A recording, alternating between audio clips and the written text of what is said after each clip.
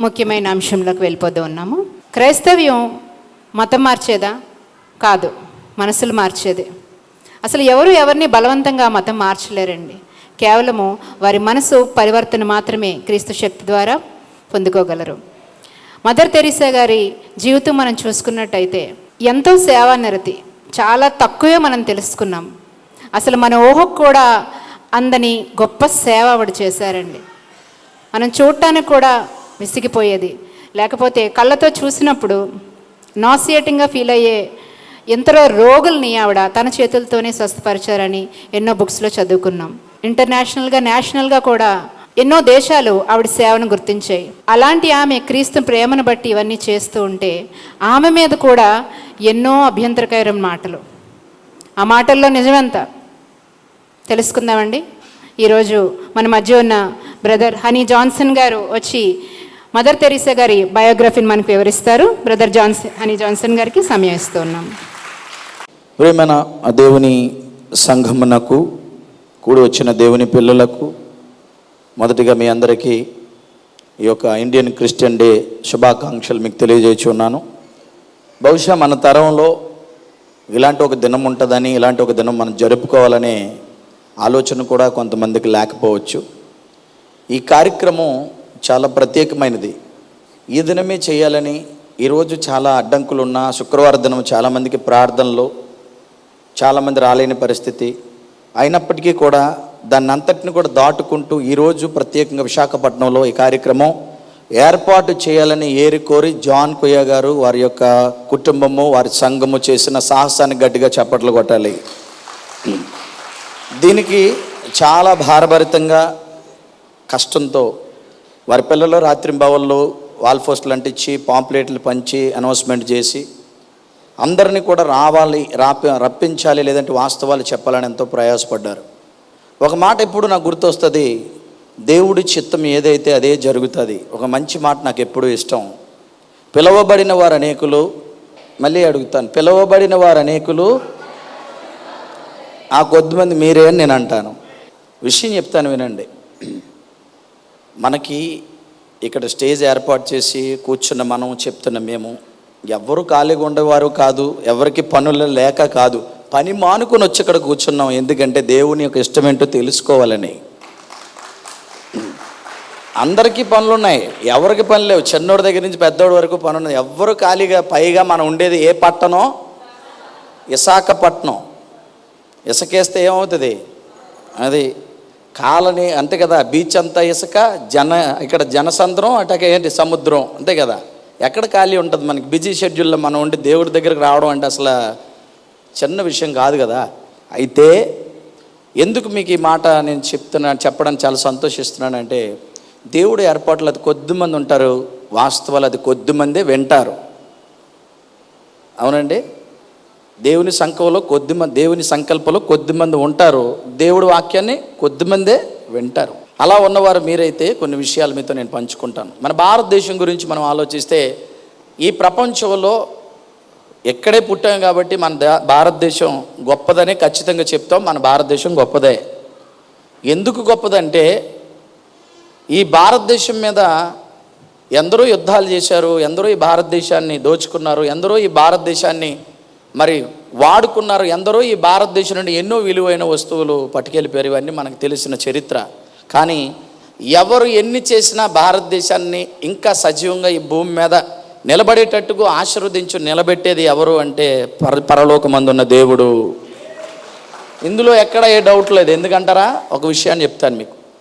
భారతదేశానికి బైబిల్కి ఎంత అవినాభావ సంబంధం ఉందో ఒక విషయాన్ని మన అనిల్ గారు చెప్పారు, అలాగే జాన్ కొయ్య గారు చెప్పారు.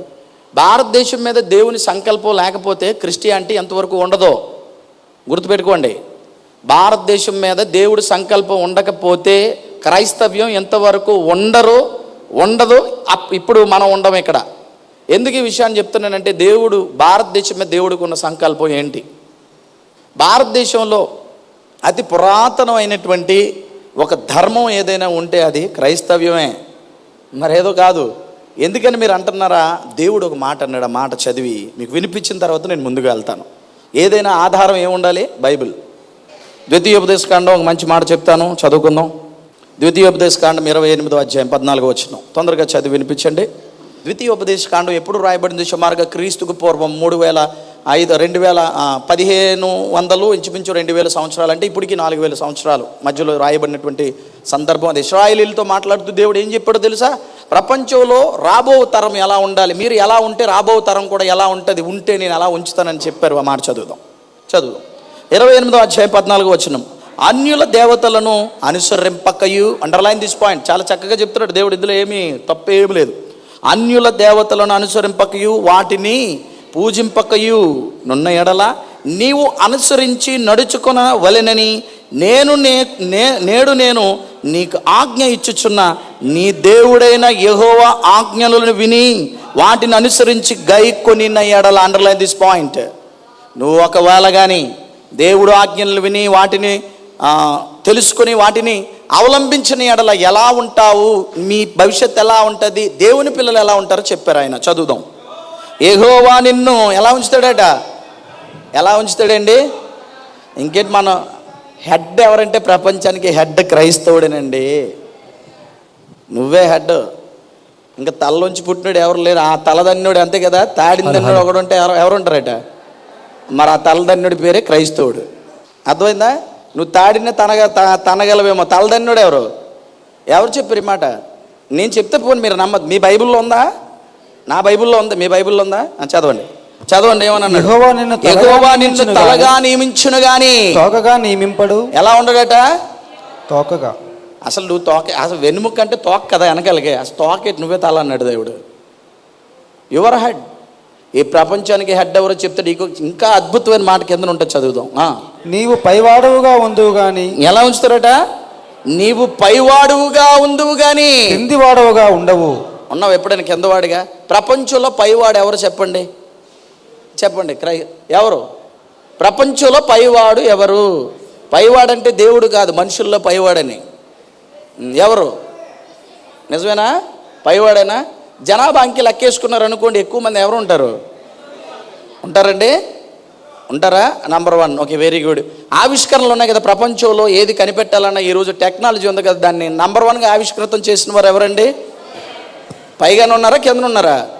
పైన ఉన్నవాడివి నువ్వు, కింద ఉన్నవాడు కాదు. ఎందుకంటే మీ నాన్న పైన ఉన్నాడు, మనల్ని కూడా పైనే ఉంచుతాడు.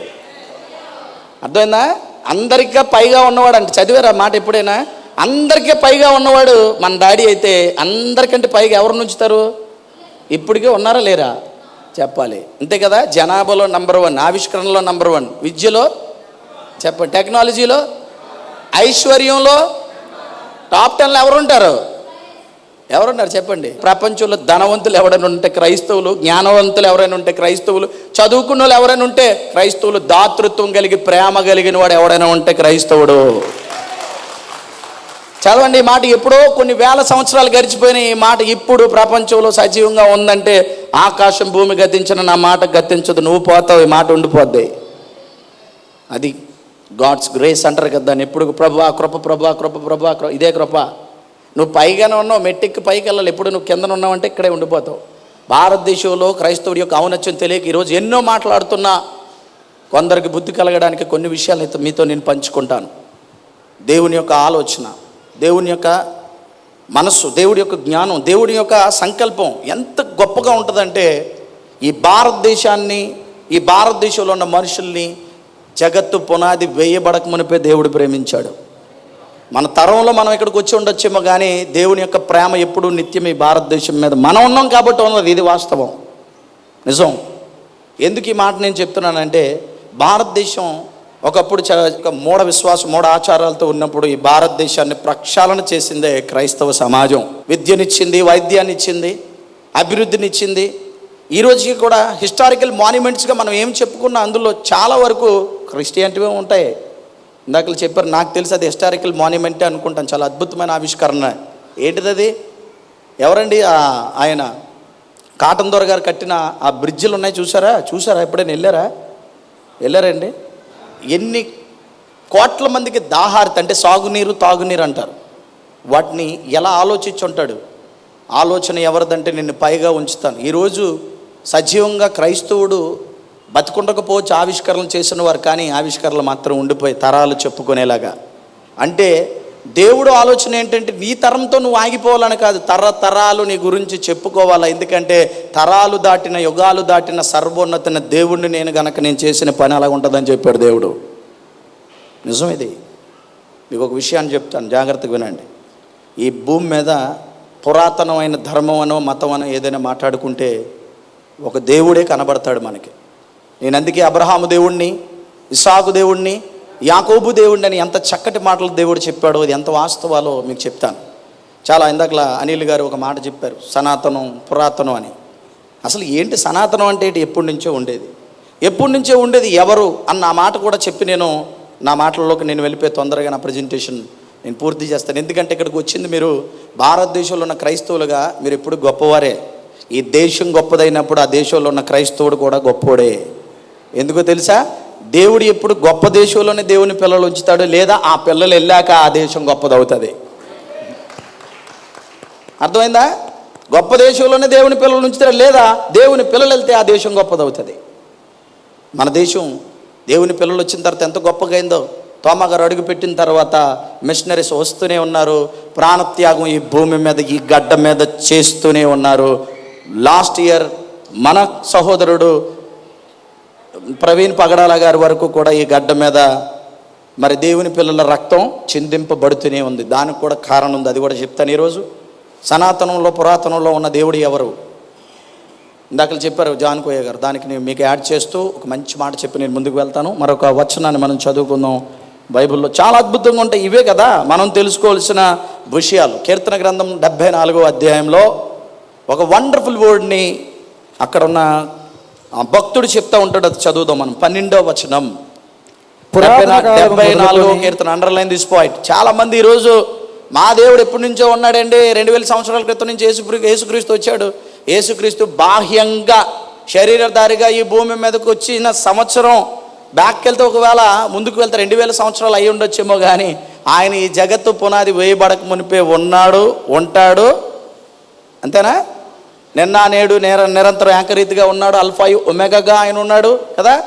మరి ఈరోజు 2000 సంవత్సరాల క్రితం వచ్చినటువంటి మీ మతానికి ఏం తెలుసు అని మాట్లాడుతున్నారు. అసలు పురాతన ధర్మం అని లేదా నీ భాషలో మతం అనేది ఏదైనా ఉంటే అది క్రైస్తవం తప్ప మరొకటి ఏదైనా ఉందంటారా? చూడండి ఎంత చక్కగా రాసి ఉందో 74వ కీర్తన. కీర్తన గ్రంథం రాసిన టైంకి ఏదైతే వీరు సనాతనం పురాతనం అని చెప్పుకున్నారో అక్కడికి ఆ గ్రంథాలు కానీ ఆ రాతలు కానీ ఆ మాట్లాడినోడు ఎవరూ లేరు, లిపే లేదు అసలు. 74వ కీర్తన 12వ వచనం ఏమని చెప్తున్నాడు? పురాతన కాలము. ఏ కాలం అండి? పురాతన కాలం అంటే భూకాలం అనుకుంటున్నారేంటి? భూకాలంలో పురాతనం, అసలు భూమి లేని కాలం మహాపురాతనం.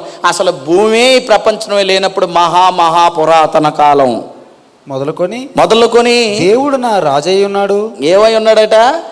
పురాతన కాలంలో మొదలుకొని దేవుడు ఉంటే మరి దేవుడు ఏమవ్వాలి?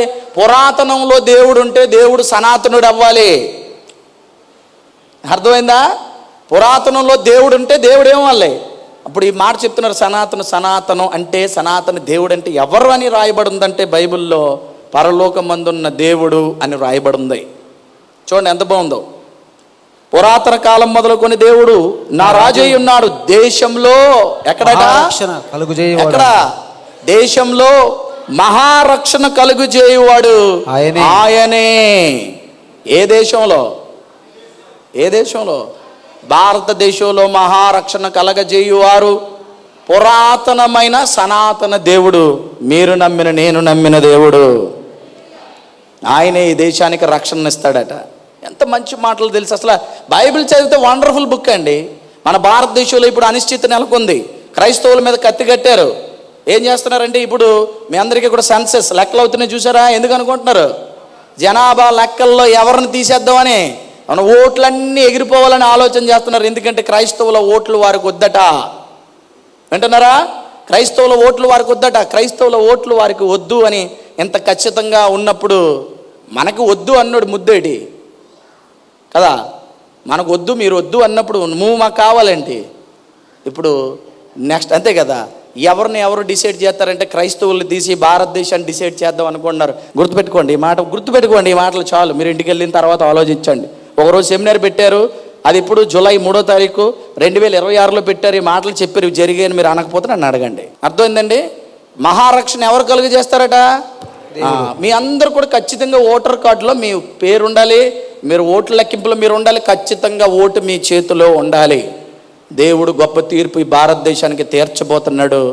దేవుడు ఒక గొప్ప ఉద్యమం రప్పించబోతున్నాడు. ఇది వాస్తవం. నేను ఎందుకు చెప్తున్నానండి మాటలు? దేవుడే మాట ఇచ్చాడండి. దేశం ఏమంటున్నాడు? దేశంలో మహారక్షణ కలుగు చేయవాడు ఆయనే. నమ్ముతారా మీరు? అలాంటి క్రైస్తవ్యాన్ని ఈరోజు ఏరిపారేసి లేకుండా ఏం చేస్తారంటే క్రైస్తవ చట్టాలు చేస్తారట. మత మార్పిడి చట్టాలు చేయాలి. మన భారతదేశంలో క్రైస్తవులు అనేవారు ఎవరు ఉండకూడదు ఇక్కడ. Very good. క్రైస్తవుడిని భారతదేశంలోంచి తీసేస్తావు, బాగానే ఉంది. మరి క్రైస్తవుడు చేసినటువంటి కృషిని తీసేస్తావా? క్రైస్తవుడి భారతదేశానికి వైద్యాన్ని తీసుకొచ్చాడు, తీసేస్తావా? అలా తీసేస్తే హాస్పిటల్ అన్ని మూసేయాలి. అవునా కదా? క్రైస్తవుడి భారతదేశానికి విద్యను తీసుకొచ్చాడు, మరి విద్యను తీసావంటే అన్ని స్కూళ్ళు మూసేయాలి. అంతే కదా? ఎక్కడ తీసుకెళ్ళిపోయినప్పుడు ఏవే ఉన్నాయి అన్నీ తీసేసిన తర్వాత అప్పుడు క్రైస్తవ్యం తీయడానికి ఆలోచించాను. నీకు చేతనైతే ముందు క్రైస్తవుడిని తీస్తానంటే వాడు క్రైస్తవుడిని తీసేస్తే ఇవేవి ఉండవు. అర్థమైందా? నువ్వు పురాతనం లేకపోతే పురాణం ఏవో మాటలు మాట్లాడుకో, యాజ్ యువర్ విష్ మాట్లాడుకో. నీ పని నువ్వు చేసుకుంటే మా ఆరాధన మేము చక్కగా చేసుకుంటాం. నీతో కలిపి అందరి కోసం ప్రార్థన చేస్తాం, తప్పులేదు. కానీ అలాగే పాపం 400 సంవత్సరాలు వీళ్ళు అలాగే బానిసలుగా ఉన్నారు కదా అని ఫరోకి బాగానే ఎత్తి మీద కొమ్ములు వచ్చాయి. అవునా కదా? ఇంకా తొక్కుదాం అన్నప్పుడు ఒక వీరుడిని దేవుడు నిలబెట్టాడు. ఆయన మోషే గారు, మీకు తెలుసు కదా. వచ్చిన తర్వాత ఇంకా వేషాలు వేస్తాడు. వీడికి ఎలా కాదని చెప్పి ఏడు చూపించాడు. మామూలుగా చూపించలేదు. ఫరోకి ఇప్పటికీ గుర్తే, వాళ్ళ తరతరాలకినా. అవునా? ఒకవేళ నరకంలో ఉండుండొచ్చు మేబీ, ఇప్పటికీ కూడా గుర్తే. ఇవన్నీ మర్చిపోడు. ఎవరో చరిత్రలో చెరగని ముద్ర ఆ ఐగుప్తు దేశం మీద వేసింది ఎవరైనా ఉంటే పరలోకమందున్న దేవుడు. ఎందుకు మీకు చెప్తున్నానంటే భారతదేశం మీద ఎంత ప్రేమ కలిగిన దేవుడు తన పిల్లలకి ఏమైనా జరిగింది అనుకోండి చూస్తూ ఊరుకునే దేవుడు అనుకుంటున్నారా ఏంటి? అనుకుంటున్నారా? మీరు ఏమైనా అనుకుంటున్నారా? అసలు నిన్ను ముడితే ఎవరిని ముట్టినట్టట? దేన్ని ముట్టేసుకున్నట్టట? నీకు చేతనని. అది మనందరినీ ఎందుకు ఈ మాటలు మీకు చెప్తున్నానో జాగ్రత్తగా వినండి. ఇది ఆషామాషిగా ఈరోజు పెట్టిన కార్యక్రమం కాదు. మన విశాఖపట్నంలో ఒక మంచి ఉద్యమం రావాలి. ఇది ఈ 3వ తారీఖుతో ముందుకు వెళ్ళాలి. రాబో క్రైస్తవ సమాజం, రాబో నెక్స్ట్ జనరేషన్ క్రైస్తవులకి ఇది తెలియాలి. భారతదేశంలో క్రైస్తవుడు అంటే తల దించుకునేవాడు కాదు, తల ఎత్తుకుని బతికేవాడు. అర్థమైందండి? ఎందుకో తెలుసా? ఈరోజు నువ్వు లేకపోతే భారతదేశ చరిత్ర లేదు. మిషనరీస్ ఈ భారతదేశానికి రాకపోతే, మిషనరీస్ అనేవాళ్ళు ఈ భారతదేశంలో సేవ చేయకపోతే ఏం జరిగి ఉండేదో చాలా సంగతులు చెప్పారు. నేను 2 విషయాలు మీతో నేను చెప్తాను. 2 విషయాలు నేను ముగిస్తాను. చాలా జాగ్రత్తగా వినండి, కాన్సన్ట్రేట్ చేయండి. ఆ పురాతనంలో ఆ సనాతుడైనటువంటి దేవుడు, దేవుని పిల్లలైన మనము భారతదేశంలో మన యొక్క స్థితిని ఎట్లా ఉంచాలనుకున్నాడో, ఎలా భారతదేశంలో మన ఖ్యాతిని పెంచాలనుకున్నాడో కొన్ని విషయాలు మీతో నేను పంచుకుంటాను. అందులో మరి మొదటిగా ఈ యొక్క సెమినార్లో మీకు ఒక విషయాన్ని నేను విశదపరచాలని ఆశపడుతూ ఉన్నాను. ఈ యొక్క భారతదేశంలో కొన్ని సంవత్సరాల ముందుకు మనం వెళ్తే మన ఆంధ్రప్రదేశ్లో జరిగిన ఒక ఇన్సిడెంట్ని మీకు చెప్తాను. అప్పుడు బ్రిటిషర్స్ పరిపాలించిన కాలం 18వ శతాబ్దం నుంచి 19వ శతాబ్దం వరకు వారు పరిపాలించిన కాలం. ఆ 19వ శతాబ్దంలో ఒక ఇన్సిడెంట్ జరిగిన ఆ విషయాన్ని మీతో నేను పంచుకుంటాను. జాగ్రత్తగా వినండి. ఏంటంటే మన యొక్క విశాఖపట్నం నుంచి కొన్ని 100 కిలోమీటర్ల దూరంలో మన ఆంధ్రప్రదేశ్లో ఒక ఊరు ఉంది. ఆ ఊరి పేరు స్టువర్ట్పురం. ఏ పేరండి? ఎంతమందికి తెలుసు? చేయెత్తి చెప్పండి. అది ఎక్కడుంటుంది తెలుసా? ఎక్కడ ఉంటుంది? చీరాల, ఇంకా బాపట్ల, ఇంకా ప్రస్తుతానికి ఇప్పుడు బాపట్ల జిల్లాలో ఉంది. అవునండి, బాపట్ల జిల్లాలో ఉన్నటువంటి స్టువర్ట్పురం అంటే ఏమనుకున్నారు? మనకు తెలిసి ఏమంటారంటే మనం కొంచెం చరిత్రలోకి వెళ్తే ఇప్పటికీ స్టువర్ట్పురం పేరు వింటే చాలామందికి తెలియని విషయం ఏంటంటే అక్కడ స్టువర్ట్పురం దొంగలు దోచుకునేవారు, దారి దోపిడీగాళ్ళు. విన్నారండి? చాలా అసలు ఎలాంటి కార్యక్రమాలు చేశారంటే అలా ఉండేది ఆ పూర్వంలో ఉన్న సందర్భం అని. దానికి ఏం జరిగిందో ఒక చిన్న విషయాన్ని మీతో చెప్తాను. ఆ స్టువర్ట్పురం మీద దేవుడి యొక్క ఆలోచన ఎంత గొప్పగా ఉంది, అక్కడ ఉన్న పరిస్థితులు ఏంటో మీకు కొన్ని విషయాలు నేను పంచుకుంటాను. ఒక్కొక్కటిగా మీకు ప్లే చేస్తూ ఉంటారు, చూడండి. ఇక్కడ స్టువర్ట్పురం అనే ఊరు రాకముందు ఒక కార్యక్రమం తలపెట్టారు బ్రిటిష్ ప్రభుత్వం. ఏం కార్యక్రమం చేయాలనుకున్నారంటే ఒక పెద్ద మెగా ప్రాజెక్టు తలపెట్టారు. ఏంటంటే రైల్వే ప్రాజెక్ట్ని చెయ్యాలనుకున్నారు. ఎవరు? బ్రిటిషర్స్. అప్పుడు అది 1878 ఇండియన్ ఫారెస్ట్ యాక్ట్ అని ఒక యాక్ట్ని తీసుకొచ్చారు. ఈ యాక్ట్ వచ్చిన తర్వాత ఇండియన్ ఫారెస్ట్ యాక్ట్ ఇది ఎందుకు తెచ్చారంటే, ఈ రైల్వే లైన్లు ఎక్కడి నుంచి వేయాలంటే ఈ యొక్క అడవిల్లోంచి వేయాలి, ఫారెస్ట్లోంచి వెళ్ళాలి. అలా వెళ్తున్నప్పుడు అక్కడ ఉన్నటువంటి మరి ఈ యొక్క దేశానికి ఆదివాసీలు, ఈ దేశ నివాసులు అయినటువంటి వారు ఎవరైతే ఉన్నారో ఆ యొక్క ఎస్టీ తెగలో ముఖ్యంగా వారు ఈ యొక్క ఎరుకుల సామాజిక వర్గానికి చెందినవారు వారు ఎక్కువగా ఉండేవారు. ఆ యొక్క ఏదైతే ఈ స్టువర్ట్పురం ప్రాంతం, ఈ యొక్క అటవీ ప్రాంతం ఉందో అక్కడ వాళ్ళందరూ కూడా ఎప్పుడైతే ఈ యొక్క ప్రాజెక్ట్ని ప్రారంభించారో అక్కడ వారందరూ కూడా చెదిరిపోయారు. అక్కడ రైల్వే లైన్ వేయడానికి, పట్టాలు వేయడానికి, ఇక్కడ రైల్వే ప్రాజెక్టుని ఎప్పుడైతే బ్రిటిష్ ప్రభుత్వం చేపట్టిందో అక్కడి నుంచి వారందరూ చెదిరిపోవడం ప్రారంభించారు. అలా చెదిరిపోయిన ఎరుకుల ఈ యొక్క సమాజానికి, సామాజిక వర్గానికి చెందినవారు చివరికి ప్రపంచవ్యాప్తంగా కొంచెం కొంచెంగా చెదిరిపోయి, అలాగే మద్రాసు చెదిరిపోయారు, 2 తెలుగు రాష్ట్రాల్లో చెదిరిపోయారు. అలా చెదిరిపోయిన వారందరూ ఉపాధి లేక వారి యొక్క నివాసాన్ని కోల్పోయి ఏమైపోయారంటే దొంగలుగా మారిపోయారు. ఎలా మారారు? దొంగలుగా. వినండి, దొంగలుగా మారిపోయారు. ఈ 1878 ఇండియన్ ఫారెస్ట్ యాక్ట్ ఎప్పుడైతే ఈ యొక్క బ్రిటిష్ ప్రభుత్వం తీసుకొని వచ్చిందో అప్పుడు చెదిరిపోయిన వారు దొంగలుగా మారిపోయి దారిది దోపిడీగాళ్ళు అయిపోయారు. నెక్స్ట్ వన్, ఇక్కడ ఏమైపోయారంటే వీళ్ళు ఎవరైతే ప్రయాణాలు చేస్తూ ఒక ఊరు నుంచి మరొక ఊరికి వెళ్తూ ఉంటారు, ఆ ప్రయాణాలు చేసే వారి మధ్యలో కాసి వీరిని ఏమంటారంటే దారి దోపిడీ దొంగలు అంటారు. వీరు అలాంటి పరిస్థితుల్లో వెళ్తున్న వారిని కొట్టేసి వారి దగ్గర ఉన్న వారిని దోచేసుకొని బ్రతికే పరిస్థితి. కొన్ని సంవత్సరాలు గడిచి వెళ్తుండగా బ్రిటిష్ ప్రభుత్వానికి బ్రిటిష్ ప్రభుత్వానికి ఒక ఆలోచన వచ్చింది. మనం ఈ యొక్క ప్రాజెక్ట్ చేసిన తర్వాత చెదిరిపోయినటువంటి వీళ్ళు ఎవరైతే ఎరుకుల సామాజిక వర్గానికి ఎస్టీ కులంలో ఎరుకుల సామాజిక వర్గానికి చెందిన వారు ఎవరున్నారో వీరందరూ దొంగలుగా తయారయ్యారు. కాబట్టి వీరందరినీ కూడా ఒక దగ్గరికి చేర్చుదాం అని చెప్పి అప్పటికి స్టువర్ట్పురం అనే ఊరే లేదు, బాగా వినాలి. అప్పుడు వారందరినీ కూడా ఒక దగ్గర చేర్చారు. చేర్చిన తర్వాత ఆ ఊరు ఇంకా ప్రారంభం కాలేదు. స్టువర్ట్పురం అని దానికి పేరు పెట్టలేదు. అప్పుడు వారందరినీ ఒక దగ్గర కూర్చి వారిని ఒక దగ్గర ఉంచారు. అయితే ఎక్కడెక్కడైతే చెదిరిపోయారు, రైల్వే ప్రాజెక్ట్ అవుతున్నప్పుడు వారి నివాసాలు కోల్పోయిన వారిని మళ్ళీ ఒక దగ్గరికి చేర్చి ఒక దగ్గర పెట్టారు. అలా పెట్టినప్పుడు ఏం జరిగిందంటే మరలా వారికి ఉపాధి లేక, చదువు లేక, తినడానికి తిండి లేక మరలా సేమ్ దొంగతనాలు, దోపిడీలే చేసేవారు. ప్రభుత్వానికి మరలా తలనొప్పోయింది. బ్రిటిష్ ప్రభుత్వం మరలా ఆలోచన చేసింది, మన వల్ల అయితే కాదు కానీ రైల్వే లైన్ వేసాము, వీరిని బాగు చేయాలంటే ఎవరి వల్ల అవుతుందంటే కేవలము దేవుని పిల్లల వల్లే అవుతుందని మరలా ఏం చేశారంటే వీరందరికీ చదువు చెప్పి బాగు చేసి వీరందరినీ కూడా ఒక మంచి స్థితిలో ఉంచమని వారు ఒక బాధ్యతని ఒక మంచి మిషనరీకి అప్పచెప్పారు. చూడండి, ఆంధ్రప్రదేశ్లో స్టువర్ట్పురం ఇవన్నీ వెనకాల అయిపోతున్నాయని మీరు చూస్తున్నారు. ఒక్కొక్కటి ఇది స్టువర్ట్పురం స్టేషన్ చూసారు కదా. నాకు అక్కడ విషయం ఏంటంటే ఇదిగో ఆయన మీకు కనపడుతూ ఉంటాడు. ఆయన పేరు హెరాల్డ్ స్టువర్ట్. ఈయన సాల్వేషన్ ఆర్మీ అనే ఒక సంస్థ, అందులో ఒక క్రైస్తవ సంస్థ, అందులోని ఈయన ఏం చేసేవాడంటే ఈ సాల్వేషన్ ఆర్మీలోనే ఒక మిషనరీ. ఈయన వెళ్ళి సువార్త చేస్తూ, చర్చిలు కడుతూ, స్కూళ్ళు పెడుతూ, అందరినీ ఆదరిస్తూ, చదువు చెప్తూ, ప్రేమిస్తూ ఉండే ఈ స్టువర్ట్ దొరగారికి ఏం చేశారంటే వీళ్ళు బ్రిటిష్ ప్రభుత్వం ఆ బాధ్యతను అప్పగించింది. ఏమన్నా తెలుసా? ఎవరైతే వీళ్ళు ఈ స్టువర్ట్పురంలో దొంగలుగా, దోపిడీగాండ్రుగా ఉన్నారో సుమారుగా 500 కుటుంబాలు. అవి ఈ 500 కుటుంబాలకి ఏం చేయమని చెప్పారంటే ఈ స్టువర్ట్ దొరగారికి ఒక బాధ్యతను అప్పగించారు. హెరాల్డ్ స్టువర్ట్ ఆయన పేరు. ఏం చేయాలంటే ప్రభుత్వం ఒక బాధ్యత ఏంటంటే ఈ బిడ్డలకి చదువు చెప్పాలి, ఇది సామాజిక జీవితం అంటే నేర్పించాలి, వీరు చాలా భయంకరులుగా, క్రూరులుగా ఉన్నారు, వీరి జీవితాన్ని బాగు చేయాలని చెప్పి వారికి ఆ బాధ్యతని అప్పగించడం జరిగింది. అలా అప్పగించినప్పుడు ఏం జరిగిందో తెలుసా?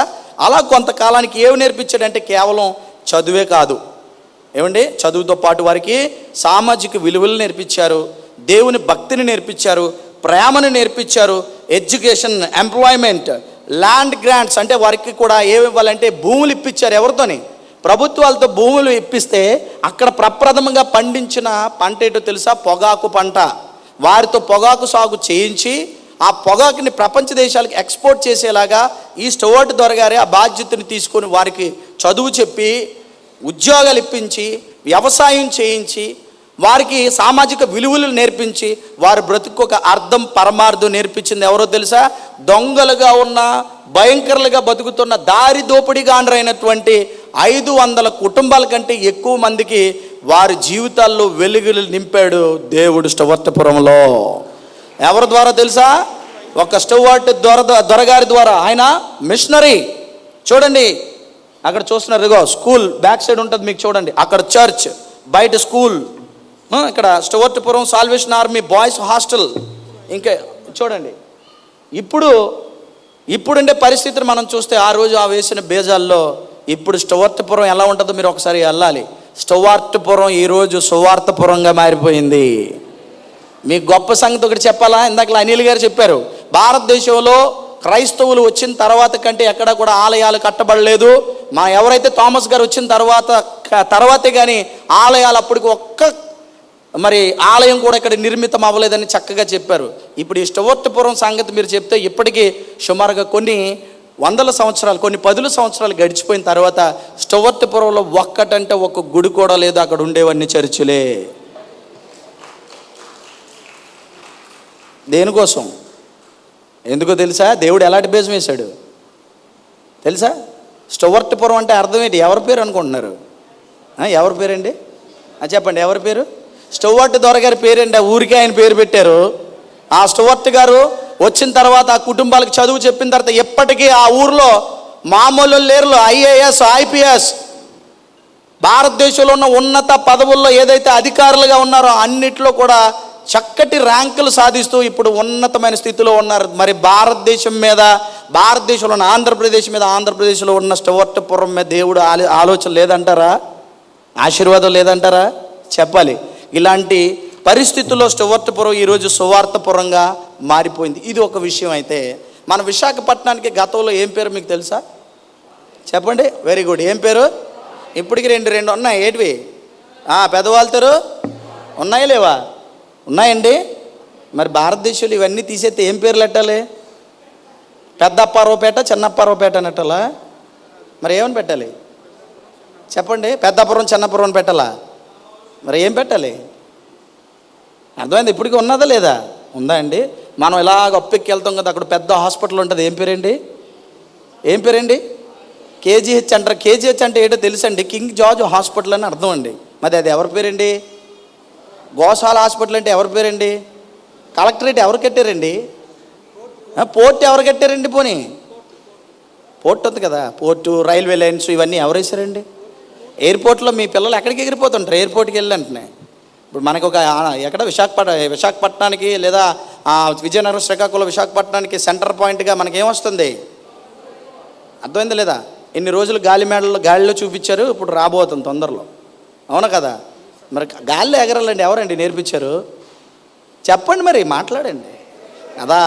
మరి భారతదేశంలో క్రైస్తవులు వెళ్ళిపోతే ఇవన్నీ మూసుకోవాలి. ఏంటి మూసుకోవాలి? రైల్వే స్టేషన్ మూసేయాలి, ఇంకేటి మూసేయాలి? ఎయిర్పోర్ట్లు మూసేయాలి, ఇంకేటి? పోర్ట్ మూసేయాలి, ఇంకేటి? హాస్పిటల్ మూసేయాలి, కలెక్టరేట్లు మూసేయాలి. మరి అన్నీ మూసేసుకుంటే ఇంకేముంటుంది? డిస్ట్రిక్ట్ కోర్టు ఉంది. కోర్టులు ఎవరు పెట్టారు? చదవండి అసలు, చెప్పండి మరి ఒక్కొక్కటి. మీరు ఏమి చదువుకున్నా, ఏ ముద్ర వేసిన ఇందాకెళ్ళి చెప్పాను, అన్నింటిలో పై ముద్ర నీదే ఉంటుంది. పరలోకం ఎంబ్లం కొట్టేశాడు దేవుడు. దీన్ని ఎవడు తీయలేడు, అసలు ఎవడు తీయలేడు దీన్ని. ఆ ఎంబ్లం కొట్టింది 4 సింహాలు. మన ఎంబ్లం ఎంత పవరా కదండి? దేశానికి 4 సింహాల పవర్ అయితే ప్రపంచానికి పరలోక దేవుడు పవర్ ఎలాగుంటుందంటే, ఆయన కొట్టిన ముద్ర మరలా ఎవడు తీయలేడు. ఆయన వేస్తే ఎవడు తీయలేడట, ఆయన తీస్తే అది that is power of God. ఏమంటారు? అర్థమైంది? ఇప్పుడు ఇంకొక విషయాన్ని మీతో నేను పంచుకోవాలని ఆశపడుతుంది. స్టవర్టపురాన్ని ఈరోజు సువార్తపురంగా మార్చేశారు. అది దేవుడికి మహిమ కలుగుగాక. ఇలాంటివి ఎన్నో పట్టణాల్లో దొంగలు, దోపిడీగాళ్ళు, మాయగాళ్ళు, వ్యతిరేకులు ఎంతోమంది దేవుని కోసం బ్రతకడానికి ఈరోజు సిద్ధంగా వస్తే మత మార్పిడి అంటావేటి? బతుకు మార్పిడి అనాలి, అంతేనే కదా? దొంగోడు మారాడంటే అది మత మార్పిడా, బతుకు మార్పిడా? వ్యభిచారి మారాడంటే అది ఏంటంటారు? మత మార్పిడా, బ్రతుకు మార్పిడా? అంతేనా? పిట్ పాకెటర్ మారాడంటే బతుకు మార్పిడా, మత మార్పిడా? తాగుబోతు మారాడంటే మత మార్పిడా, బతుకు మార్పిడా?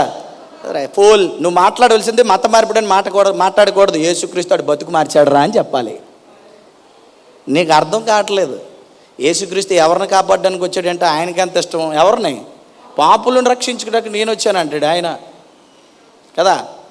మరి ఆ ప్రేమ ఉంది కనుక ఆయన ప్రేమలో ఒక భాగం మన భారతదేశానికి వచ్చిన ఒక గొప్ప వ్యక్తి ఆవిడే మదర్ తెరిసా గారు. మదర్ తెరిసా గారికి అంటే ఎంతమందికి తెలుసు అండి? Anybody's there? Okay, very good, చాలామంది తెలుసు. ఆవిడ పేరేంటండి? పూర్తి పేరేంటి తెలుసా? ఎంతమంది తెలుసు? అబ్బాయి తెలీదు. ఇంకా ఆగ్నేష్ అంటున్నారు, కొంతమంది ఇగ్నేష్ అంటున్నారు. ఆవిడ పూర్తి పేరేటో తెలుసా? ఆగ్నేష్ గోన్షా బోజాక్షు. ఆవిడ ఎక్కడో పుట్టిందైతే ఈ దేశం కాదేమో కానీ ఆగస్టు 26, 1910 సెప్టెంబర్ 5, 1997లో చచ్చిపోయింది. పుట్టింది మాత్రం ఆగస్టు 26, 1910 ఆగ్నేష్ గోన్షా బోజాక్షు. జన్మించింది ఆల్బేనియా దేశానికి చెందిన రోమన్ క్యాథలిక్ సన్యాసిని. భారతదేశ పౌరసత్వం పొందింది ఇక్కడికి వచ్చి. పుట్టింది ఎక్కడైనా అవ్వచ్చు, కానీ సేవ చేసింది ఎక్కడ? చెప్పండి, ఎక్కడ? ఈరోజు ఈ యొక్క తల్లిని చూసినప్పుడు కొంతమందికి మనసు బాగా చలించిపోయి ఊపిరి ఆపుకొని, లేదంటే ఊపిరి ఆడక చాలా బాధపడిపోతూ ఈవిడ మీద అనేక నెపాలు మోపుతూ అనేక నిందలు వేయాలని ఈ రోజుకి కూడా చూస్తున్నారు, చూశారు కూడా. భారతదేశానికి వచ్చి ఈవిడ చేసిన సేవ మరొకరు చేయలేదంటే అతిశయోక్తి కాదు. కొన్ని విషయాలు ఈవిడ గురించి మీకు చెప్తాను. భారతదేశ గడ్డ మీద ప్రపంచం చెప్పుకోవాలి ఈ మిషనరీ కోసం. ప్రపంచం చెప్పుకోవాలి, చెప్పుకుంటూనే ఉంది. చదువుదాం ఏముందో ఒకసారి నేను చూపిస్తాను. ఈయన భారతదేశంలో కలకత్తాలో 1950లో మిషనరీ ఆఫ్ చారిటీని స్థాపించింది ఈవిడి. ఎక్కడ? 1950. ఇప్పటికి ఎన్ని సంవత్సరాలు? 45 సుమారుగా. ఏంటండి? 76 సంవత్సరాలు. అంతేనా? సుమారుగా ఎన్ని సంవత్సరాలు? 76 సంవత్సరాలు. 76 సంవత్సరాల్లో ఈ యొక్క స్థాపించిన ఈ సంస్థ అంట ఎక్కడికి వెళ్ళిందంట? ఈ చారిటీ ప్రపంచంలోని ఇతర దేశాల్లో వ్యాపించేలా మార్గదర్శకత్వం వహిస్తూ పేదలకు, రోగస్తులకు, అనాథులకు, మరణశయ్యపై ఉన్న వారికి సఫర్యలు చేస్తూ. ఇంకొకటండి, మదర్ తెరిసా అనేక మంది వ్యక్తులు, ప్రభుత్వాల సంస్థలతో ప్రశంసింపబడినప్పటికీ అనేక రకాల విమర్శలు కూడా ఈవిడి అందుకుంది. ఏంటంటారా? ఈవిడ చేసిన పోరాటం ఒక మహిళ కదా అండి. మహిళ అంటే ఎలా చూస్తారు చెప్పండి మన భారతదేశంలో? చెప్పాలి కదా. 2 ఒకటి వంట, అంతే. 2 ఏవో ఉతుక్కోవడం, ఏవో దాచుకోవడం, ఏమో తోముకోవడం, అంతే కదా. ఈరోజు మదర్ తెరిసా అంటే ఆడామే మగామా? దేవుడు నిజంగా చెప్తాను, ఒక స్త్రీతోని ఒక గొప్ప కార్యక్రమం జరిగించాడు. ఎందుకో తెలుసా? మన భారతదేశంలో అందరినీ కూడా అమ్మల్లాగే చూస్తారంట. తెలుసా మీకు? భూమాత, గోమాత తెలుసా మీకు? ఆవు కూడా అమ్మే కదా, భూమి కూడా అమ్మే. మరి ఇన్ని అమ్మలతో ఇంత పిచ్చెక్కున్నప్పుడు ఇలా కాదురా, అసలైన అమ్మని మీ భారతదేశానికి పంపిస్తాను రండి దేవుడు పంపించాడు. ఆ అమ్మ పేరే మదర్ తెరిసా. ఆవిడ వచ్చిందండి, ఎక్కడో పుట్టి ఎక్కడో ఆ దేశంలో పుట్టి ఈ దేశానికి వచ్చి ఈ దేశంలో సేవ చేయాలని యవ్వన కాలంలోనే దేవునికి ఒక మిషనరీగా సమర్పించుకుని ఆవిడ చేసిన సేవ మిషనరీ ఆఫ్ చారిటీ 1950లో స్థాపిస్తే ఇందులో ఆవిడ చేసిన పోరాటం ఉంటుంది. ఎంత అద్భుతం అంటే భారతదేశంలో మత మార్పిడులను ప్రోత్సహిస్తుంది అని కొన్ని విమర్శలు ఆవిడ మీద వేశారు. ఈ మదర్ తెరిసా మీద ఏడు చేశారంటే మత మార్పిడులు చేస్తుందని, గర్భస్రావంకి ఆమె ప్రోత్సహిస్తుందని. గర్భస్రావం అంటే మరి ఏమంటారు, ఆడబిడ్డ పుడుతుందనో లేకపోతే ఆ గర్భాన్ని తీసివేసే పరిస్థితులకి ఆవిడ తోడ్పడుతుందని ఇలాంటి నిందలు కూడా ఆవిడ మీద వేయడం జరిగింది. ఈ పేదవారి దగ్గరికి ఎక్కువగా వెళ్ళి సేవ చేయడం చాలా ఇష్టం ఆవిడకి. కుష్ఠరోగులు, అంటరాని వారు కదండి. అంటరాని వారు అంటే ఇప్పటికీ మనకు ఉంది కదా. అంటరాని వారు అంటే కులపరంగా అంటరాని వారు, శరీరపరంగా అంటరాని వారు, సామాజికంగా అంటరాని వారు, ధనపరంగా అంటరాని వారు, ఇలాంటి వివక్షలు అనుభవిస్తున్న ఈ భారతదేశంలో అమ్మ కంటే ఎక్కువ ప్రేమ చూపిస్తూ హక్కును చేర్చుకుంది మదర్ తెరిసా. నిజమేనా? నేను మళ్ళీ ఒక మాట అడుగుతాను.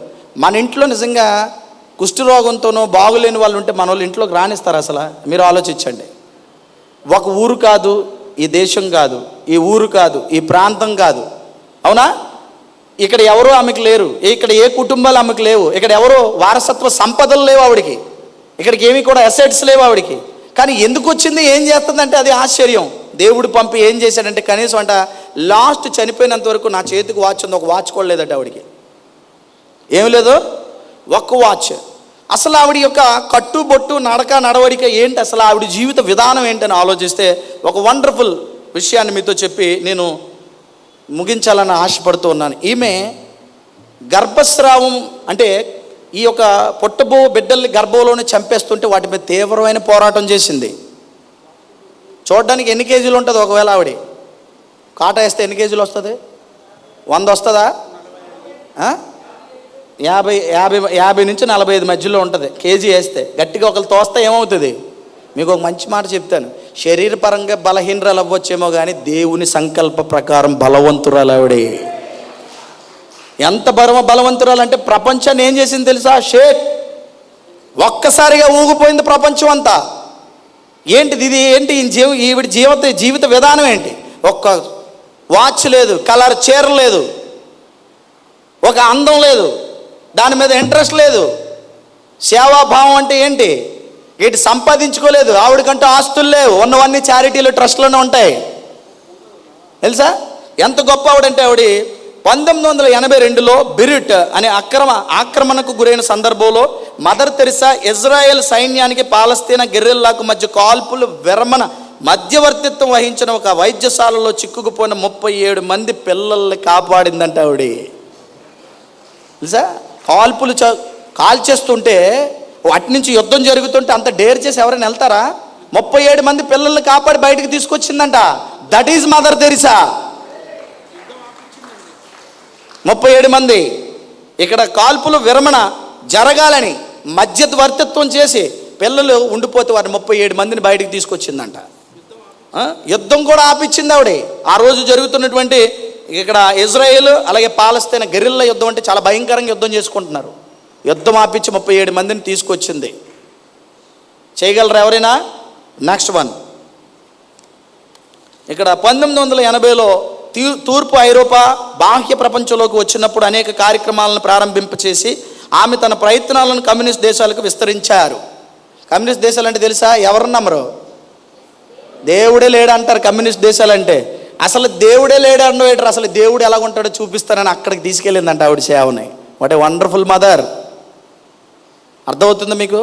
భారతదేశంకి వచ్చి ఇక్కడే తన జీవితాన్ని ముగించుకున్నందుకు మనం అందరూ కూడా నిజంగా ఆనందపడాలి. అలాంటి ఆమె దేశానికి వచ్చిందని. అసలు ఇంకొకటి ఏంటంటే గర్భస్రావం, విడాకులు ఇవన్నీ కూడా జరుగుతున్నప్పుడు ఇది తప్పు అని వారందరిని ఎదుర్కొందంట ఆమె.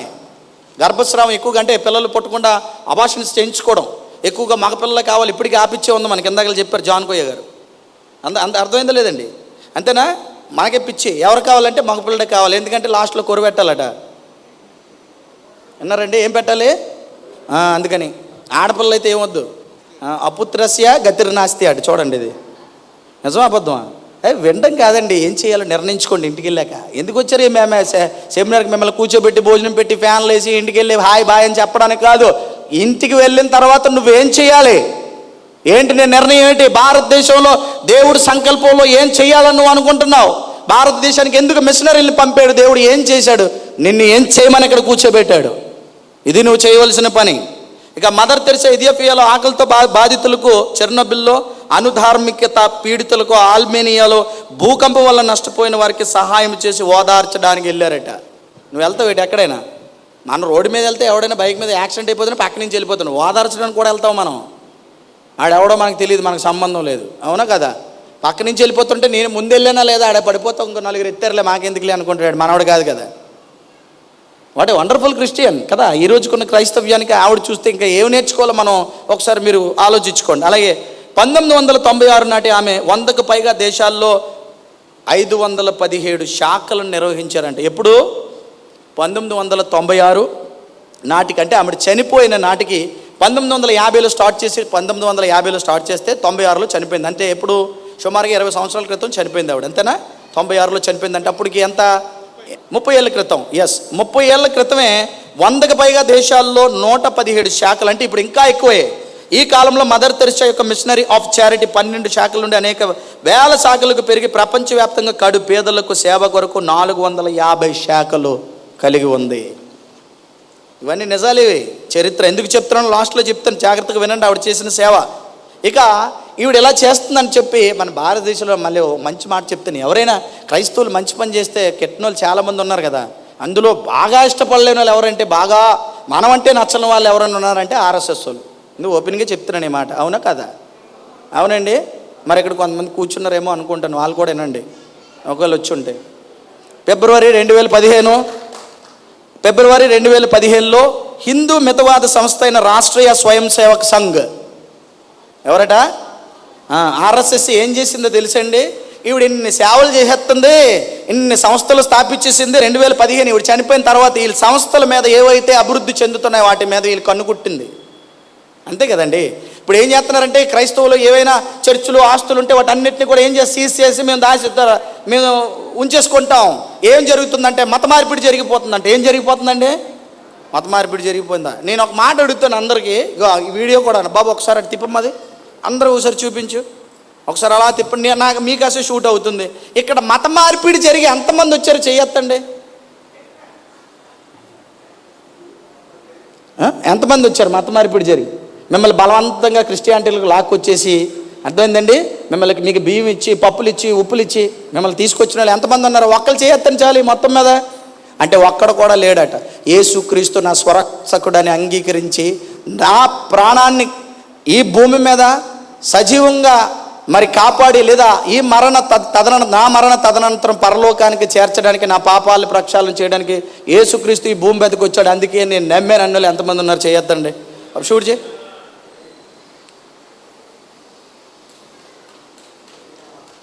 Very good.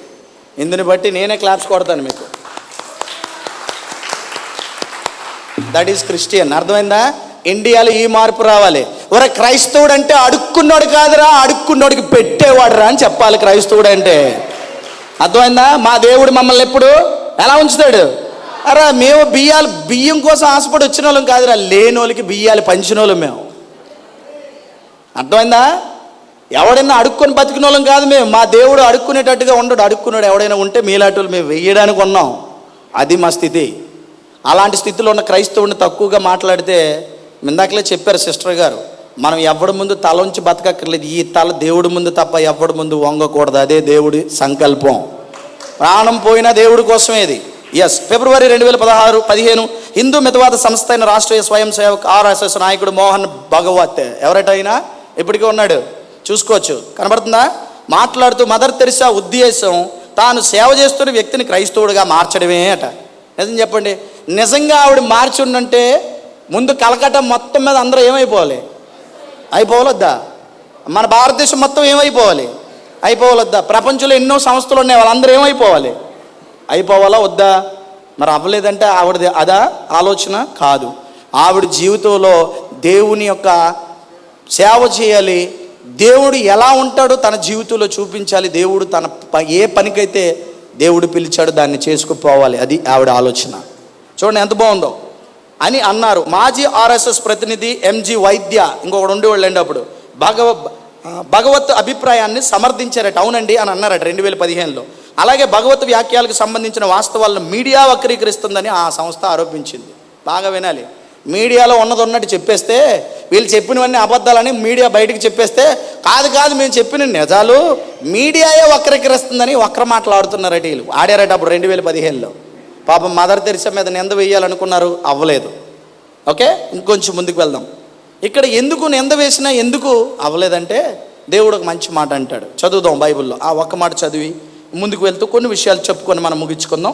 మత్తయి సువార్త 5వ అధ్యాయం 11వ వచనం తొందరగా చదువుదాం. మత్తయి సువార్త 5వ అధ్యాయం 11వ వచనం. నా నిమిత్తం జనులు మిమ్మల్ని నిందించి హింసించి మీ మీద అబద్ధముగా చెడ్డ మాటలల్లా పలుకున్నప్పుడు మీరు ధన్యులు. ఆవిడ బతుకున్నప్పుడు ధన్యురాలే, చనిపోయిన తర్వాత కూడా ధన్యురాలే. కానీ నిరూపించలేక ఏమైపోయారంటే మల్లగొల్లాలు పడుతున్నారు. మీకు తెలుసా, భారతదేశ వ్యాప్తంగా క్రైస్తవులకున్న ఆస్తులు ఎవరికీ ఉండవు, మనకే ఎక్కువ ఉంటుంది. చెప్పాను కదా, పైగా ఉంచుతాడని దేవుడు. అవునా? మిషనరీస్ ఎన్ని ఆస్తులు కొన్నారో. సిబిఎం కాంపౌండ్ మీకు తెలుసు కదా, అవునా కదా? మరి హిల్ క్రిస్ట్ బంగ్లా ఉంది కదా, దాన్ని కూడా అమ్మేద్దాం అనుకున్నారు, అమ్మేశారు ఆల్రెడీ. ఆ కడుతున్నారు కదా, చూశారు కదా. హిల్ క్రిస్ట్ బంగ్లా అంటారు. సిబిఎం కాంపౌండ్ అంటే కెనేడియన్ బాప్టిస్ట్ మిషన్ అని అర్థం. సిబిఎం కాంపౌండ్ అని అనుకుంటారు. అది ఏమనుకున్నారు? Canadian Baptist machine. ఈ విశాఖపట్నంలో ఎన్నో ఆస్తుల్ని వచ్చిన మిషనరీస్, బ్రిటిష్ ప్రభుత్వం ఇచ్చినవి కాదు, వారి సొంత డబ్బులతో ఇక్కడికి వచ్చి సేవ చేసి వారి జీవితాల్లో ఇక్కడ మిషనరీస్ అడుగు పెట్టిన పుణ్యభూమి నా దేశం. అర్థమైందా? ఈ దేశంలో దేవుడు సంకల్పం లేదంటావేటి. చదువుదాం. ఈవిడికి నిజంగా అలాంటి ఆరోపణలు ఎదుర్కొంటే ఎన్నో, 1-2 కాదు, ఆమెను బ్రతుకున్నంత వరకు ఆవిడని చేదరించారు, అవమానించారు, వ్యతిరేకించారు. ఆవిడ ఆఖరికి నీకు అనవసరం, ఈ దేశానికి వచ్చి ఈ దేశానికి నీకు సంబంధం లేదన్నారు.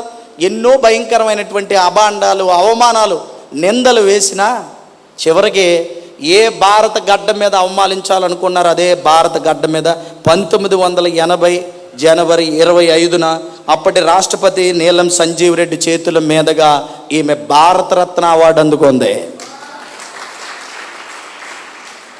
What a wonderful. Iron lady అనొచ్చేవాడిని, అనొచ్చా? Golden lady. ఐరన్ ఏంటి? ఐరన్ అంటే తక్కువ, గోల్డెన్ లేడీ కదా, గోల్డెన్ లేడీ ఆవిడ. భారతదేశ వరం ఈ మిషనరీ. ఎస్, ఏ దేశం అయితే నువ్వు కాదు నీకు లేదన్న అదే దేశంలో భారతరత్న కంటే పెద్ద అవార్డు ఏదైనా ఉందనుకుంటున్నారా? ఉందనుకుంటున్నారా? ఇండియాలో అంతకంటే పెద్ద అవార్డు ఏది లేదు. భారతరత్న అంటే భారత ముద్దు బిడ్డ, భారతదేశం గర్వకారణం, ఈ భారతదేశానికి ఈవిడ అవసరం అని గుర్తించి నీలం సంజీవ్ రెడ్డి అనే ఆ రోజున్న రాష్ట్రపతి చేతుల మీదుగా 1980 జనవరి 25లో ఢిల్లీలో అంటే ఏంటిది, మన దేశ రాజధానిలో ఆయన చేతుల మీదుగా భారతరత్న అవార్డు అందుకుంది ఆవిడ. That is Mother Teresa. అది ఒకటి అనుకుంటున్నారా? 1979 ఇది భారతదేశం ఇచ్చింది. 1979లో ఆవిడ చేసిన సేవకి 1979లో శాంతి నోబెల్ బహుమతి ఇచ్చారు ఇండియా నుంచి ఆవిడని ఎంపిక చేసి. ఇక్కడికి గొప్ప సంగతి చెప్తాను. తెల్ల చీర కట్టుకొని నిరాడంబరంగా బ్రతికి భారతదేశానికి నోబెల్ శాంతి బహుమతి తెచ్చిన one and only golden lady mother Teresa. ఎప్పటికీ కూడా ఎవరు లేరు.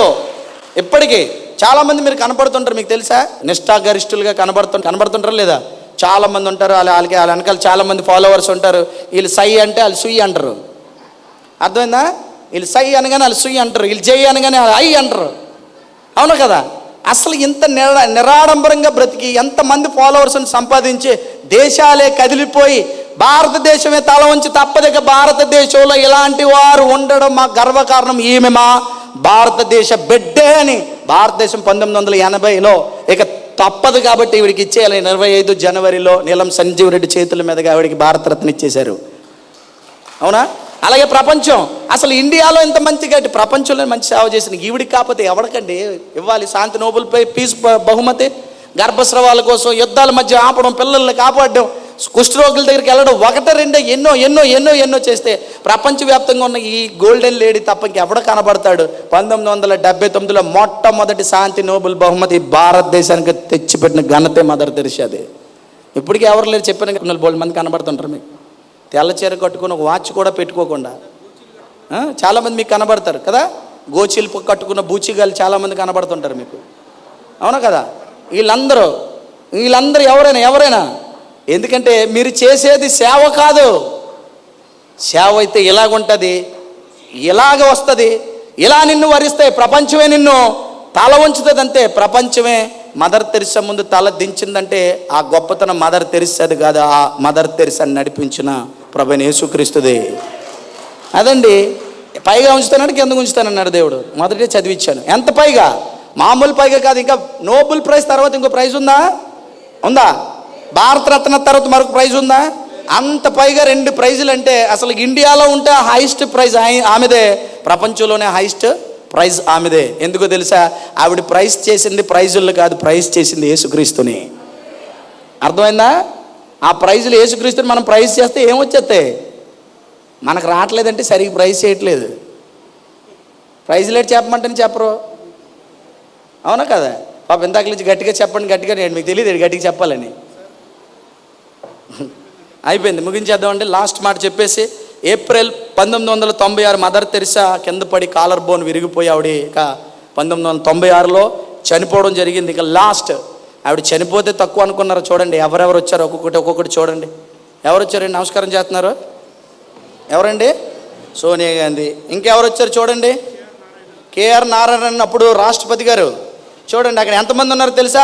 ప్రపంచాన్ని ఏలుతున్నటువంటి దిగ్గజాలు, ప్రపంచంలో ఉన్నటువంటి ఎవరు వాళ్ళు? ప్రపంచాన్ని ఏలుతున్నటువంటి నాయకులు, అధికారులు, అమెరికా దగ్గర నుంచి, ఆస్ట్రేలియా దగ్గర నుంచి, ఇంగ్లాండ్ దగ్గర నుంచి ప్రపంచంలో ఉన్న అందరూ మినిస్టర్స్ వచ్చారు. ప్రపంచ దేశాలే కదిలి వచ్చి ఆ ఒక్క మరణం చూడడానికి అంతమంది వస్తే అంతమంది నివాళులు అందుకొని భారతదేశ గడ్డ మీద తుది శ్వాస విడిచిన one and only golden lady mother Teresa. India అనే ఫ్లాగ్ కప్పారు చూడండి. ఇండియా ఫ్లాగ్ ఉందా లేదా? ఇండియా ఫ్లాగ్ ఉందా లేదా? అందుకే జనగణమన పాడాం. భారతదేశానికి ఏం చేశారంటారు? భారతదేశానికి చాలా చేసింది క్రైస్తవ్యం. ఆవిడ క్రిస్టియన్ అవడం మాకు గర్వకారణం. ఓకేనా? ఇక చూడండి, స్టాంప్ దగ్గరికి వచ్చాం. చూడండి ఏముందో. స్టాంప్స్ తెలుసా? ప్రపంచంలో మదర్ తెరిసాకున్నన్ని పోస్టల్ స్టాంపులు ఎవరికి లేవు. నమ్ముతారా? ఫస్ట్ ఇండియన్ స్టాంప్ చూసారు కదండి, ఒకటిది ఫస్ట్. రెండో చూడండి, ఇటలీ స్టాంప్ చూడండి. తొందరగా చెప్తాను. Italy. Next one Rwanda, Uganda. చూడండి ఎన్ని ఉన్నాయో. ఇంకేముంది? Somaliland, France. ఇంకేముంది? అంగోలా, తుర్క్మిస్తాన్, ఇంకేముందంట? Australia, Tanzania. ఇంకేంటి ఇక్కడ చూడండి, ఆస్ట్రేలియా, టాంజానియా. ఓకేనా? ఆస్ట్రేలియా. నెక్స్ట్ ఓకే, గోనిబెస్సు, అలాగే చాడ్. ఇంకేమున్నాయండి? బంగ్లాదేశ్. ఇక ఎన్నెన్ని చెప్పాలి చూడండి. ఇంకా మాల్దోవా. ఓకే, ఇంకే ఆఖరికి ఇంకెవరు ఇచ్చారంటే మాల్టా కూడా ఇచ్చేసింది చూడండి. భూటాను. ఇంకేముంది చూసుకోండి. భూటాన్ అసలు భూటాన్ అంటే తెలుసా? చాలా చిన్న దేశం. చిన్న దేశాన్ని కూడా ఈ సేవ గుర్తించారా? ఎస్. ఇంకేముందో చూద్దాం. ఇక్కడ యునైటెడ్ నేషన్స్, స్వీడన్. ఏమండి ఇవన్నీ తీసుకుంటే ఒక రోజులో వచ్చినవి కాదు. ఇవన్నీ కలెక్ట్ చేయాలంటే ఏముండాలో తెలుసా? ఓపిక కావాలి. ఒక మదర్ తెరిసా గురించి ఎన్ని ఉన్నాయంటే స్టాంపులు మీకు తెలుసు. ఎప్పుడైనా చూసారా ఎన్ని స్టాంపులు ఉన్నాయో? ఇక్కడ ఆఖరికి చూడండి, లాస్ట్ స్టాంప్. తదుపరి కాయిన్స్ ఎటు వచ్చి చూడండి. ఇండియన్ కాయిన్, ఇండియా కాయిన్ కూడా రిలీజ్ చేశారు. నెక్స్ట్ వన్ ఇంకేంటి? Albania, euro. ఇప్పుడు ఇక్కడ వరకు చూసుకుంటే స్టాంపులు, కాయిన్ల మీద, అవునా? ఆవిడ ముద్ర ఏంటండి? స్టాంపుల మీద, కాయిన్ల మీద, పెద్ద పెద్ద ప్రైజుల మీద, ప్రపంచం మీద, మనుషుల మీద, నాయకుల మీద, అధికారుల మీద, ప్రజల మీద, సామాన్యుల మీద, అధికారుల మీద. What a wonderful golden lady. ఇక్కడ చివరిగా చూడండి, ఈయన ఎవరో చూస్తూ ఉంటే మీకు కనబడుతుంది. Next one. ఆయన ఎవరో తెలుసా? ఎవరి దగ్గరికి వెళ్ళారు? అన్నగారు. ఆ పక్కన ఎవరు? చిరు గారు. అవునా కదా? ఆ పక్కన ఎవరు చూడండి ఒకసారి. Indian prime minister. ఈవిడ కూడా మామూలు కదా, ఐరన్ లేడీ. ఐరన్ లేడీ ఆవిడే. ఈవిడ గోల్డెన్ లేడీ. ఐరన్ లేడీ దగ్గరికి వెళ్ళి గోల్డెన్ లేడీ చూసుకోండి. మామూలు వాళ్ళు కదా చూడండి. ఆ పక్కన మరలా ఇంకెవరు? Next one Rajiv Gandhi. Next one P V Narasimha Rao గారు. నెక్స్ట్ వన్ వాజ్పేయి గారు. నెక్స్ట్ వన్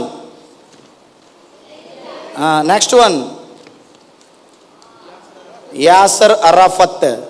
ప్రపంచంలో ఉన్న అన్ని దేశాలు, అందరు మంత్రులు, నాయకులు, అధికారులు ఎవరికి దాసోహం? ఎవరి ప్రేమకి దాసోహం అంటే ఆవిడ లోబడ్డం కదా. ఆవిడ చేసిన సేవకు దాసోహం.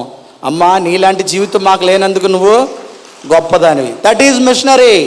దేవుడు ఏం చెప్పాడు? ఎక్కడ ఉంచుతానన్నాడు? పైగానే నేను ఉంచుతానన్నాడు. ఇక లాస్ట్ మాట చెప్పి నేను ముగించేస్తాను. ఇక్కడ వరకు సరిపోయింది, మన టైం కూడా అయిపోయింది. బాగా వినాలి.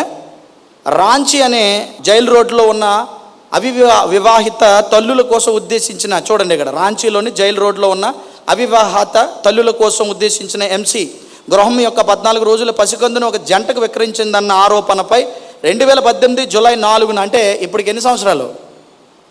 18, ఈ యొక్క 6, ఇంచుమించుగా 8 సంవత్సరాలు. జూలై 4న ఆ సంస్థకు చెందిన 62 ఏళ్ల సిస్టర్ క్యాన్సిలియా మరియు 2 సహాయకులు రాంచీ జిల్లా బాలల సంక్షేమ కమిటీ చైర్పర్సన్ రూపా వర్మ ఫిర్యాదు మేరకు అరెస్ట్ చేశారు. నేషనల్ క్యాథలిక్ రిజిస్టర్ నివేదికలో వివరించినట్లుగా హిందూ జాతీయవాద భారతీయ జనతా పార్టీ బీజేపీ. మళ్ళీ ఎవరండి? పాపం ఎన్నిసార్లు అయినా ఇదే గొడవ. అక్కడ మోహన్ భగవత్ వస్తాడు, మరలా ఎవరో పెట్టారు దీని మీద కేసు. ఎవరి మీద పెట్టారు? ఆమె లేకపోయినా ఆవిడ సేవను పుణికిపుచ్చుకొని సేవ చేస్తున్న వారి మీద. పార్టీ బీజేపీ ప్రభుత్వ ఆధ్వర్యంలో కేంద్ర మహిళా శిశు సంక్షేమ మంత్రిత్వ శాఖ దేశవ్యాప్తంగా ఉన్న అన్ని ఎంసీ గృహాలను తనిఖీ చేయాలని ఆదేశించడం ద్వారా ఎంసీ సమాజాన్ని అప్రతిష్ట పాలు చేయడానికి ప్రయత్నించిన తర్వాత విమర్శలు వెల్లువెత్తాయి. జూలై 11న బీజేపీ దృక్పథాలను ప్రచారం చేయడంలో పేరుగాంచిన ఒక ప్రధాన వార్తా ఛానల్ అయిన ది రిపబ్లిక్, ఇది కూడా చూడండి, ఈ వార్తా ఛానల్ ఇవి తీసుకొచ్చిందంట. ఏంటనో తెలుసా? చెప్పేస్తాను. మదర్ తెరిసా అనే ఈ సంస్థల ద్వారా పిల్లలు అమ్ముకుంటున్నారు. ఎవరిని అమ్ముకుంటున్నారు? చిన్నపిల్లల్ని అమ్ముకుంటున్నారు. ఇలాంటి భయంకర కార్యకలాపాలు వీరు చేస్తున్నారు. $1 కోట్ల కార్పొరేషన్గా ముద్ర వేసింది. ఈ సంస్థ అంటే ప్రపంచానికి అమ్మేసి కోట్ల డాలర్లు సంపాదించుకుంటుందని అని సుమారుగా 6 సంవత్సరాలు వాళ్ళు జైల్లో కూడా పెట్టేశారు. 8 సంవత్సరాలు, క్షమించాలి, 8 సంవత్సరాలు వారిని జైల్లో కూడా పెట్టేశారు. మొన్న రీసెంట్గా మొన్న జూలై 25, 26 తారీఖున ఏమొచ్చిందో తెలుసా? వారు ఏ తప్పు చేయలేదు, అసలు వీరు చేసిందంట సేవే తప్ప ఇలాంటి పనులు వారు చేయరని కోర్టు తీర్పిచ్చి వారిని విడుదల చేసేసింది. మొన్న జస్ట్ 25, 26 తారీఖు మధ్య జూన్లో జరిగింది, 2026. ఇవన్నీ వాస్తవాలా అబద్ధాలా? ఒకసారి చెప్పండి, వాస్తవాలా అబద్ధాలా? 14 రోజుల క్రితం. ఇప్పుడు అసలు సంగతికి వచ్చేద్దాం. దేవుడు ఏమన్నాడు? 5 మినిట్స్లో మీరు వెళ్ళిపోతారు ఇంటికి. ఒక మాట చెప్తాను, జాగ్రత్తగా వినండి. నిజంగా బైబిల్ నమ్మితే బైబిల్ ఎంత గొప్పదంటే ప్రపంచంలో బైబిల్ అంత గొప్ప పుస్తకం మరొకటి లేదని చెప్పాను. యేసుక్రీస్తు వారి సిలువను ఒక్క నిమిషం ఆలోచిద్దాం. ఆయన ఎందుకు ప్రాణం పెట్టాడు? ఎందుకోసం అండి? అందరి కోసమా, కొందరి కోసమా? కదా. ఆయన పాప ప్రక్షాళన చేయాలని ప్రపంచంలో అందరి కోసం తన ప్రాణం ఎక్కడ పెట్టారు? కలవరి సిలువ. కలవరి ఎక్కడుంది? ఇజ్రాయెల్ దేశంలో ఉంది కదా. మా దేశస్థుడు కాదు అని అంటున్నారు కదా వీళ్ళు కదా. దేవుడి కంటే ఒక దేశం ఉండాలా? అన్ని దేశాలు దేవుడువా? అర్థమైందా లేదా? అంతేనా? అన్ని దేశాలు దేవుడు అన్నప్పుడు ఏ దేశానికైనా వెళ్తాడు. మీ ఇంట్లో 4 రూములు ఉన్నాయనుకో, 4 రూములు మీవే. ఏ రూమ్కి వెళ్ళినా మీద ఇదేట్రా, ఏ రూమ్కి వచ్చాను ఎవడని అడుగుతాడా? ఎన్ని ఇల్లులు ఉంటే ఆ ఇల్లు ఏ ఇంటికైనా మీరు వెళ్తారు, అవునా కాదా? దేవుడికి ప్రపంచం అంతా ఆయనది, ఎక్కడికైనా వెళ్తాడు. నీకేం తెలుసురా సొంట, అవునా కదా? నీకేం తెలుసు అసలు? తెలియనుడు నోరు మూసుకొని ఉండాలి, ఎక్కువ మాట్లాడకూడదు. దేవుడు సర్వాంతర్యామని అన్నావు కదా, ఎక్కడికి వెళ్ళినా ఆయనదే, అవునా కదా? యేసు ప్రభు సర్వాంతర్యామ కాదు, సర్వాన్ని సృష్టించినోడు. సర్వంలో ఉన్నాడు కాదు, సర్వం ఆయనలోంచి వచ్చింది. ఇది ఈ విషయాన్ని మిస్ అయిపోయి ఏదో మాట్లాడుతున్నారు. లాస్ట్ మాట మనం ముగిద్దాం. 1 యోహాను పత్రిక 3వ అధ్యాయం. యోహాను సువార్త కాదు, 1 యోహాను పత్రిక, క్షమించాలి, 3వ అధ్యాయం 16వ వచనం. ఏం చేశాడట ఆయన? మన నిమిత్తం అంటే ఎవడని రాశాడు? ఇశ్రాయేలీల నిమిత్తం అని ఉందండి. పోనీ అలాగంటే అప్పుడు నువ్వు మాట్లాడాలి, ఈ దేశస్తుడు కాదని. మన నిమిత్తం అంటే ఎవరు? మనము మనుషులైన మన నిమిత్తము. ఆయన మన నిమిత్తం ఏం పెట్టాను గనుక ఇందులో ప్రేమ ఎట్టిదని తెలుసుకొనిచున్నాము. మనము కూడా సహోదరుల నిమిత్తము ప్రాణము పెట్టబద్దులమై ఉన్నాము. యేసుక్రీస్తు తనొక్కడే అక్కడ మరణమయ్యాడు. బాగా వినాలి, తనొక్కడే అక్కడ మరణమయ్యాడు. ఆయన ఏమన్నాడో తెలుసా? ఆయన నమ్మిన వారిని ప్రపంచవ్యాప్తంగా పంపిస్తాను. నా మరణం అందరూ చూడకపోవచ్చేమో కానీ ప్రతి తరంలో నన్ను నమ్మిన వారి మరణం మాత్రం ప్రతి దేశంలో చూస్తారు. అర్థమైందా? అలా మరణించిన వాడే ఒక ప్రవీణ్ పగడాల, అలా మరణించిందే ఒక మదర్ తెరిసా, అలా మరణించిన వారే గ్రహం స్టైన్ కుటుంబం. అర్థమైందా లేదా? ఆయన మన నిమిత్తం ప్రాణం పెట్టిన గనక మీరు కూడా ఆయన నిమిత్తం. ఆయన ప్రాణం 2000 సంవత్సరాల క్రితం అయిపోయింది, చూడలేదని మీరు అంటున్నారు కదా. ప్రతి తరంలో నా కోసం పుట్టేవారిని నేను ఏర్పాటు చేస్తాను. ఆ మరణం ద్వారా నేనేటో తెలియపరుస్తానని మిషనరీస్ని అందుకే పంపిస్తాడు దేవుడు. అలా వచ్చిన వాడే తోమ. What about you? చెప్పండి మీ గురించి. మనం కూడా ఆయన నిమిత్తం ఏమై ఉన్నావా? మదర్ తెరిసాయే భక్తురాలా? మదర్ తెరిసాయే చేయాలా? మరి నువ్వేం చేస్తావు? నీ జీవితం ఏం చేయాలనుకుంటున్నావు? ఏంటో ఆలోచించుకో. నువ్వు కూడా ఆయన నిమిత్తం ఏం పెట్టాలట? ఆయన మరణం అందరూ చూడలేదు. ఎస్, ఆయన మరణాన్ని అందరికీ చూపించమని శిష్యుల్ని పంపించాడు. అందుకే వారు కూడా ప్రాణం పెట్టారు, మిషనరీస్గా ప్రపంచానికి చూపించారు. What a wonderful God. గట్టిగా చప్పట్లు కొట్టండి ఆయనకి. ఇది ఈరోజు మీకు మేము చెప్పిన వాస్తవం, మేము చెప్పిన నిజం. ఇక చివరాఖరిగా ఒక్క చిన్న క్లిప్ చూపిస్తాను, అది మీరు చూడండి. మనల్ని దోచుకున్న వాళ్ళు దొంగలు మదర్ తెరిసా గారి మీద ఎన్ని నిందలు వేశారు. అన్ని నిందలు వేస్తే దేవుడు ఊరుకుంటాడా? నిజం గట్టిగా చెప్పండి, ఊరుకుంటాడా? అయిపోయిన తర్వాత ఏం జరిగిందంటే, రీసెంట్గా ఆవిడని తప్పు పట్టాలని అనుకున్న ఏ పార్టీ అయితే ఉందో ఆ పార్టీలోనే పాపం రీసెంట్గా రామ మందిరం కట్టారు. ఆ రామ మందిరంలో దొంగలందరూ ఆలేనట్టు. ఒకసారి చూడండి, అదిగో విన్నారండి? ఏమనుందండి? లూటీ నేమ్ ఆఫ్.